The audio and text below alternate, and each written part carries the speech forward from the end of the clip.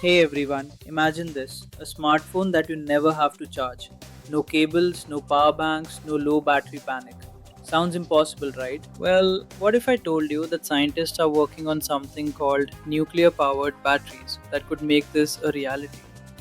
Let's break it down. So, today we're talking about nuclear batteries for mobile phones, how they work, their advantages, their disadvantages, and whether this is actually the future or just hype. First things first, what exactly is a nuclear battery? Don't worry, it's not like a tiny nuclear bomb inside your phone. Nuclear batteries, also called radioisotope batteries, generate electricity from radioactive decay. Instead of chemical reactions, these use energy released from radioactive materials. Now, here's something interesting this technology already exists. For example, space agencies like NASA use nuclear batteries in spacecraft. Missions like the Voyager probes and Mars rovers rely on them because they can last for decades without charging. So the idea isn't new. The challenge is making them small and safe enough for everyday devices like smartphones. Now let's talk about the advantages. And honestly, this is where things get really exciting. Advantage number one, insane battery life. We're not talking about 1 or 2 days, we're talking years, maybe even decades without charging your phone. Imagine buying a phone and never needing a charger again. Second advantage, reliability. Unlike regular batteries, nuclear batteries provide a steady power output. They don't get affected much by extreme temperatures. Whether you're in freezing cold or extreme heat, your device keeps running.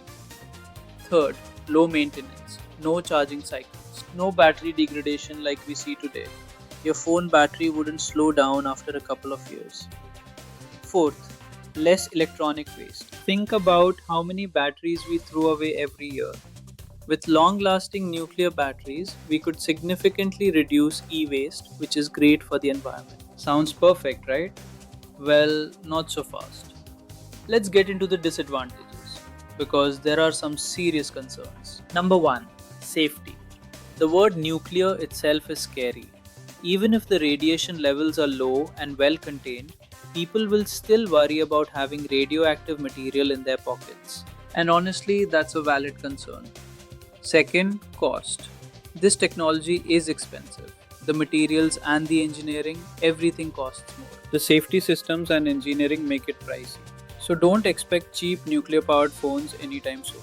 Third, strict regulations. Governments have very tight rules when it comes to radioactive materials. Getting approval to use nuclear batteries in consumer devices would be extremely difficult. Fourth, disposal issues. Even though these batteries last long, they eventually need special processes to avoid environmental damage.